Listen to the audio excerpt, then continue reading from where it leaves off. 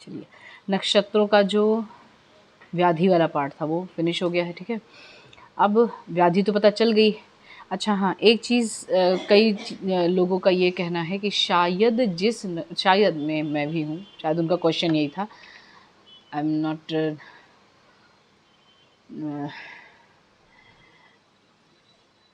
Totally know about that कि क्या पूछना क्या चाह रहे थे वो। उनका कहना था कि मतलब जैसे जिस नक्षत्र पे पेशेंट आया है, जिस दिन पे आया है, तो उस बीमारी को भी देखेंगे क्या?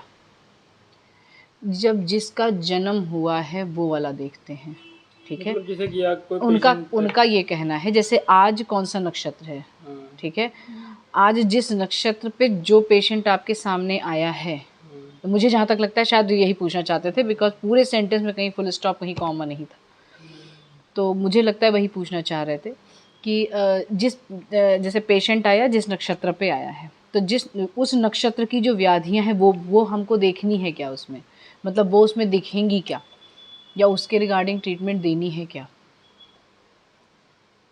आप समझे कि नहीं समझे? समझ गए। तो इसका आंसर ये है कि बिल्कुल भी नहीं, क्योंकि जन्म जब उसका हुआ है, किसका, व्याधि का, जिस नक्षत्र पे हुआ है वो देखना है, वो पेशेंट किस नक्षत्र का जन्मा है वो देखना है, ठीक है। हम कुंडली क्यों देखते हैं?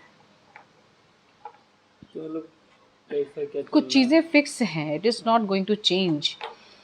अगर आपके सातवें घर में गुरु आ गया है जन्म के समय पे, तो आप जो है उसको पूरी लाइफ नहीं हटा सकते हैं कि नहीं तुम जाओ यहाँ से। जब भी कुंडली खुलेगी वो दिखेगा ही दिखेगा कि लग्न कुंडली में भैया गुरु सातवें घर पे है, आप उसको खिसका नहीं सकते। हाँ, उस वक्री हो सकता है, अस्त हो सकता है, या फिर जो है उसकी दशा चल सकती है तो कुछ और इफेक्ट दिखाने लगे, या फिर गोचर उसका कुछ अलग हो गया, ये चीज़ें चेंज होती रहेंगी, पर लग्न से कभी नहीं हटेगा। वही चीज़ नक्षत्रों का भी है, जिस नक्षत्र में आप पैदा हो गए हैं।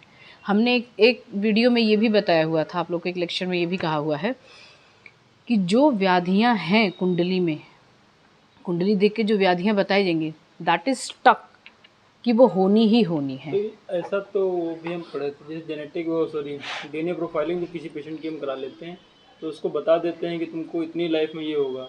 तो डीएनए प्रोफाइलिंग और ये कुंडली तो ये डीएनए प्रोफाइलिंग इसके बाद है, कुंडली इसके पहले ही है। मतलब लगभग में कह सकते हैं कि सेम है। टेक्निक जो आप बता रहे हैं दैट इज़ इक्वल, टेक्निक जो है, ठीक है। लेकिन कुंडली में और भी चीज़ें भी रहती हैं, आप डिजीज़ के अकॉर्डिंग बता दें, लेकिन कुंडली में इसके अलावा भी चीज़ें रहेंगी, ठीक है। डीएनए देख के आप जो है प्रोफाइलिंग अगर करा लेंगे तो उसमें से डिजीज़ जो होंगी वो चीज़ें आप बता सकते हैं कि आगे जाके किस समय पे कौन कौन सी होंगी। यही आप कह रहे हैं ना। वैसे ही कुंडली में भी होता है, आप उसको देख के उस कुंडली में ग्रह दशा देख के आप ये बता सकते हैं कि किस समय पे कौन सी व्याधि होनी है, या समय भी अगर नहीं एग्जैक्ट पता चल पा रहा है तो एटलीस्ट वो व्याधि बता सकते हैं कि कौन सी व्याधि से आप आगे जूझ सकते हैं, या जूझ रहे हैं, या जूझ चुके होंगे। तीनों चीज़ें, ठीक है। टाइमिंग का जो एक मेजरमेंट है, it is very big part कि एग्जैक्ट टाइमिंग क्या है और क्या रहेगी, ठीक है। स्टार्टिंग में कोई जल्दी सीख नहीं पाता है, ठीक, बहुत समय लग जाते हैं उसके लिए, लेकिन एटलीस्ट जो सुपरफिशियल पार्ट है वो आप जानेंगे। जैसे मैं ग्रॉस लेवल पे मैं क्यों बता रही हूँ कि मतलब इतने ये नक्षत्र पे ये व्याधि हो जाएगी, ये व्याधि हो जाएगी, ये व्याधि हो जाएगी, सारी व्याधियाँ भी नहीं होने वाली हैं। एक एक नक्षत्र में 3-3 4-4 व्याधियाँ बताई हुई हैं, सारी व्याधियाँ नहीं होंगी, या हो सकता है सारी हो जाए। मतलब आप उसमें एग्जैक्ट तब होंगे जब आप उसके बाद की स्टेप देखेंगे। नक्षत्र ही केवल, अब जैसे होता नहीं है जब आप मेडिसिन पढ़ते हैं, कोई एक व्याधि पढ़ने लगते हैं तो लगता है सारे सिम्टम तो मेरे में आ गए, ये मैं कहीं इससे ग्रसित तो नहीं हूँ। वही चीज़ स्टडी का भी है। जब आप प्लैनेट पढ़ रहे थे तो आपको लग रहा होगा कि प्लैनेट ही सब कुछ है, इसी से रिगार्डिंग देख लो, बस बात ख़त्म। फिर जब आप नक्षत्र पे आए तो नक्षत्रों पे लग रहा होगा कि बस यही तो है सब कुछ, पता पा गए हम। मेरा क्वेश्चन डाउट और है, हाँ, जैसे कि हम कहते हैं कि ये नक्षत्र चल रहा है, हम ये व्याधि हमको हो गई, और सपोज दैट जैसे लेडी प्रेग्नेंट है, अगर उसको हुई तो क्या बच्चे को भी पॉसिबिलिटी है? वो डिपेंड करता है कि प्लेसेंटा बैरियर क्रॉस करेगा क्या। कुछ व्याधियाँ जो है वो इफ़ेक्ट नहीं करती हैं बेबी पे, वैसे तो सारी ही कर जाती हैं, मोस्टली, क्योंकि आहार विहार आचार सब माता का जो कुछ भी रहेगा उस समय वो 90-80% बेबी में जाता है, और जो 10 और 20% रहता है वो अपने पूर्व जन्म का लेके आता है। कह सकते हैं नक्षत्र का इनडायरेक्टली इफेक्ट पड़ता है फीटस पर। नक्षत्र का, प्लैनेट का, जो ये इक्लिप्स होते हैं, सोलर इक्लिप्स और ये जो लूनार इक्लिप्स पड़ते हैं, इसका इफेक्ट होगा। इसीलिए तो जब ग्रहण लगते हैं तो सबसे ज़्यादा क्रिटिकल केसेस किसको बताए जाते हैं? Pregnant lady, you have to secure yourself, ऐसा बताया जाता है। ठीक है, तो उस समय जो है सब कुछ इफेक्ट पड़ेगा, क्योंकि अगर सिंपल सा कोई कुछ बोल रहा है उसको सुन के अगर वो बच्चा सीख रहा है तो वो तो बहुत बड़ी बात हो गई। जो आप पूछ रहे हैं कि इन सब का इफेक्ट पड़ेगा क्या, या व्याधि कोई होती है तो, क्योंकि अगर थायराइड की मेडिसिन चल गई प्रेगनेंसी में तो सस्पेक्टेड रहता है बेबी में भी कि हो सकता है उसको हो। अच्छा मैम, जैसे कि मान लीजिए प्रेगनेंसी टाइम है और हमें कोई बच्चे की डिजीज डिटेक्ट हो जाती है, तो क्या माँ के जरिए उसको सही कर सकते हैं? माँ के ज़रिए बिल्कुल सही होते हैं। कितनी बार ऑर्गन डेवलप नहीं होता है तो उसको ट्रीटमेंट देके, उसको इंजेक्शन देके उसका डेवलप कराते हैं। इसीलिए तो फीटल एनामलीज चेक होती हैं, क्वाड्रुपल मार्कर, डुअल मार्कर, ये सब से, है ना। अब तो बहुत सारी टेक्निक्स आ चुकी हैं। तो बैक टू द पॉइंट कि जो नक्षत्र हम लोग पढ़ रहे थे, ठीक है, तो इसलिए जो है जो व्याधि जिस नक्षत्र पे हुई है वो इम्पॉर्टेंट है। पेशेंट आप में जो आया हुआ है, जिस समय आया हुआ है, दैट इज़ कॉल्ड योग। बहुत लोग सोचते हैं कि आज डॉक्टर को दिखा देंगे, आज ज़रूर दिखा देंगे, आज ज़रूर दिखा देंगे, कोई ना कोई अड़चन पड़ती है और वो रह जाते हैं, या आज पैसे नहीं इसलिए रह जाते हैं, या कोई और इम्पॉर्टेंट काम आ गया इसलिए रह जाते हैं। जब तक वो योग नहीं बनेगा डॉक्टर और पेशेंट के मिलने का, तब तक आप वहाँ बैठेंगे भी नहीं उस चेयर पे। वो योग कहलाता है, वो भी इन्हीं सब पे ही डिपेंड करता है। लेकिन जब तक वो योग बनेगा नहीं कुंडली में, तब तक आप डॉक्टर से नहीं मिल पाएंगे। वो ये व्याधि है, ठीक है। व्याधि होने में भी बहुत सारी चीज़ें लगती हैं। प्लैनेट का भी, जैसे जो व्याधियाँ मैंने बताई, प्लैनेट का भी उसमें इफेक्ट रहेगा, नक्षत्रों का भी रहेगा, लेकिन ये जन्म समय, मतलब व्याधि के जन्म समय लिए जाएंगे, या पेशेंट जो है उसका जन्म समय। ठीक, ये जो प्रेजेंट है, प्रेजेंट टाइम में जो पेशेंट आ रहा है उसका नक्षत्र बहुत ज़्यादा कोई इफ़ेक्ट नहीं कर सकता है। ट्रीटमेंट चूज़ में कि कौन से ट्रीटमेंट चूज़ करना है, क्योंकि एक एक व्याधि की बहुत सारी ट्रीटमेंट बताई गई हुई है, उस पिक करने में वो नक्षत्र ज़रूर इफ़ेक्ट कर सकता है, या डायग्नोसिस करने में इफ़ेक्ट ज़रूर कर सकता है। अगर चर नक्षत्र हुए, चल नक्षत्र हुए, तो मे बी रॉन्ग डायग्नोसिस भी हो सकता है। इसीलिए कुछ बहुत बड़े बड़े जो सर्जन हैं वो ग्रहण वाले दिन, इक्लिप्स वाले दिन अपना क्लिनिक बंद रखते हैं। बहुत सारे ऐसे हैं, क्योंकि उसमें कन्फ्यूजन रहती है, और रॉन्ग डायग्नोसिस हो गया तो पेशेंट जाएगा ना। रॉन्ग डायग्नोसिस के चांसेस ज़्यादा रहते हैं इसमें, ठीक है। बहुत सारे ऐसे सर्जन हैं जो पहले देख लेते हैं अपनी कुंडली, पेशेंट की कुंडली, उसके अकॉर्डिंग फिर देखते हैं सर्जरी करनी है या नहीं करनी आज, और कौन से समय पे करनी, जस्ट बिकॉज ऑफ सक्सेस, क्योंकि वो बहुत ही माइन्यूट चीज़ पे काम कर रहे होते हैं। अब इसका अगर ट्रीटमेंट पार्ट देखेंगे नक्षत्रों का, तो नक्षत्र वृक्ष बताए गए हुए हैं, 27 अलग अलग नक्षत्र, 27 अलग अलग वृक्ष, और अलग अलग शास्त्रों में कहीं कहीं किसी किसी नक्षत्र में कई वृक्ष बता दिए, उसी का कलेक्टिवली मैं बता रही हूँ, ठीक है। अश्विनी नक्षत्र का पहले देखेंगे तो पहला उन्होंने बताया, एक शास्त्र में देखा था मैंने, केला बताया हुआ था, बनाना, एक में बताया था आक, एक में बताया था धतूरा। अच्छा, डायरेक्ट हम नक्षत्र वृक्ष पे आने से पहले इनका ट्रीटमेंट पार्ट बता देते हैं कि यूज़ कैसे करना है। अपने आयुर्वेद में दैव्यपाशय चिकित्सा बताई है। व्हाट इज़ दैव्यपाशय चिकित्सा? एक्सप्लेन।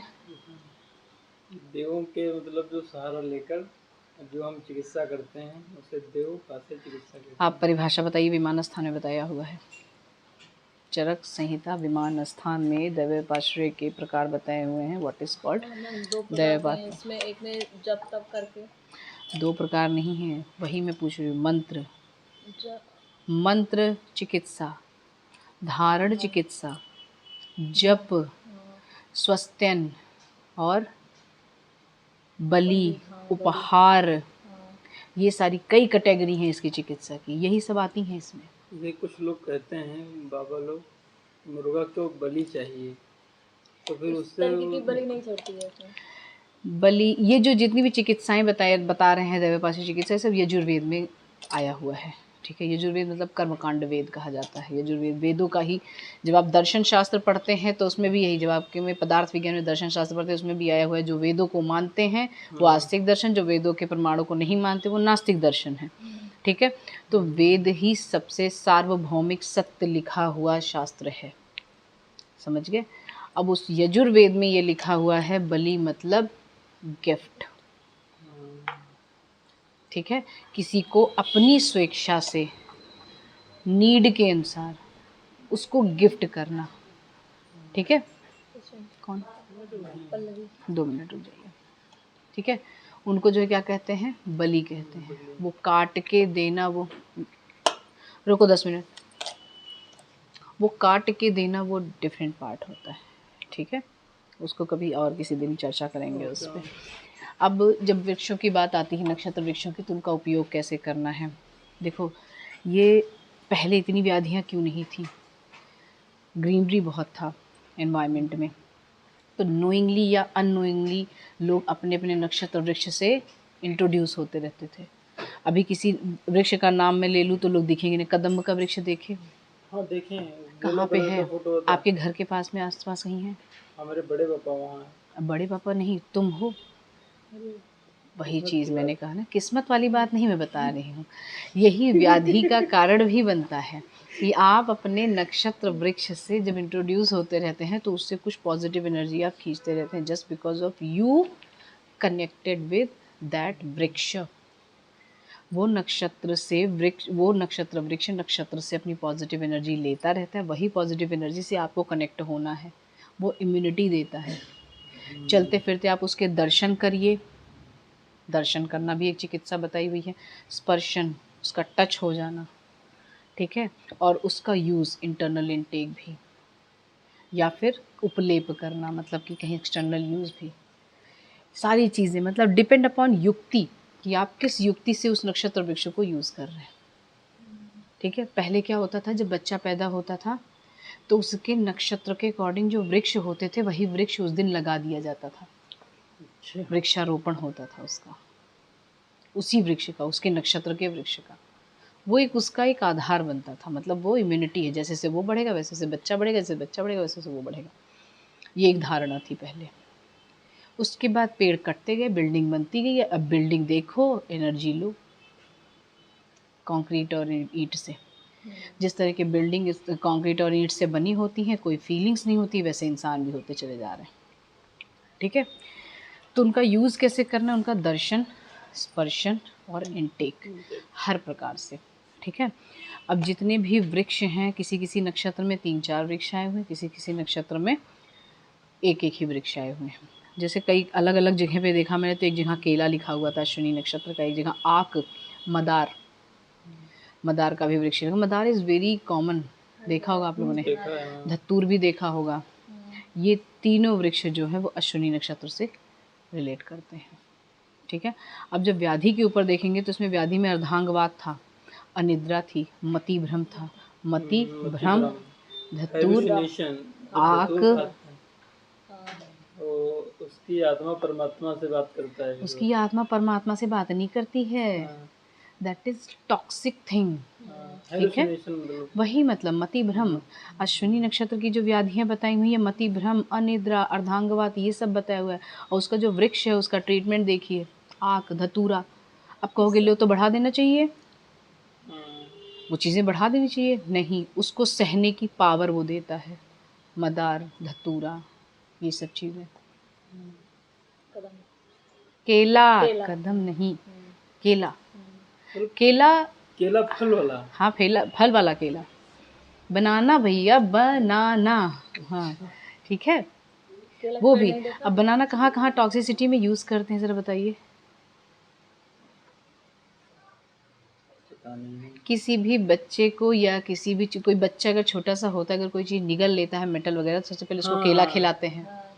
या विष पीने के बाद में, या कोई ऐसी टॉक्सिसिटी जाती है जो अमाशय में अटक सकती है, तो वहाँ बल्कि फूड में सबसे पहले बनाना खिलाते हैं। 4-5 केला खिला दो, वो अपने आप ऐसे ही बना लेगा और निकल जाएगा। टॉक्सिसिटी, केला, आक, धतूर, अश्विनी नक्षत्र, मतिभ्रम और अर्धांगवाद अर्धांग और अनिद्रा, अनिद्रा। उसको कंपनसेट करने की वो ताकत देगा। This is the treatment part. समझ में आया? Yes ma'am. अब चलो आगे बताएंगे।